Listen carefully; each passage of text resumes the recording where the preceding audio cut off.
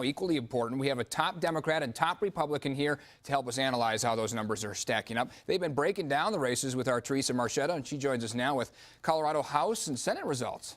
All right, thanks a lot, Eric. And, we're talking about a balance of power on the U.S. Senate level, but we're also talking about some shifting within the state of Colorado.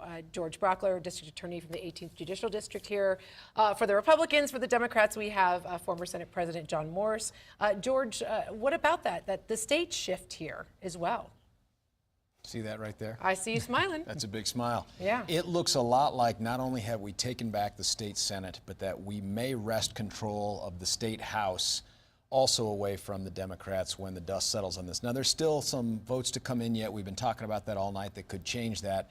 But things are going to get a lot more lonely for Governor Hickenlooper if he manages to somehow take over the lead and win the governorship. This is a big deal. This is going to change dramatically. I think as we head into January, a lot of the legislative ideas and agendas that the parties had are going to flip-flop and change. You're going to see people who are playing defensive ball, like the Colorado District Attorney's Council, probably take a more aggressive position on trying to get some things changed to improve public safety and prosecution throughout the state. I think you will see the Democrats shy away from things like pushing an anti-death penalty bill, which I think Javon out of Aurora was planning on doing. I think it changes a lot about what takes place under the Gold Dome, regardless of whether Governor Hickenlooper or Governor Beaupre are there.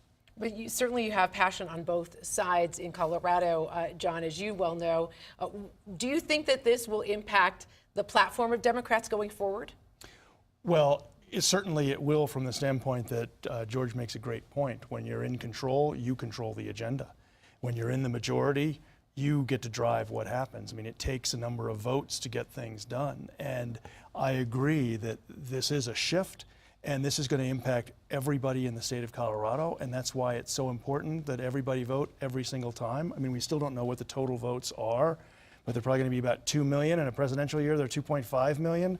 These races are always close, even in a presidential year. So, there were 500,000 people that decided to sit this one out, and there's going to be a balance of power shift, it appears, as a result. And some of those folks aren't going to be as excited about it as the district attorney is. And so please show up and vote, because it matters, and it matters to your everyday life. And those are the numbers that we're still waiting on, of course, for the governor's race. So thank you so much, gentlemen, for weighing in. And that is the one race that we will be up watching for the rest of the evening.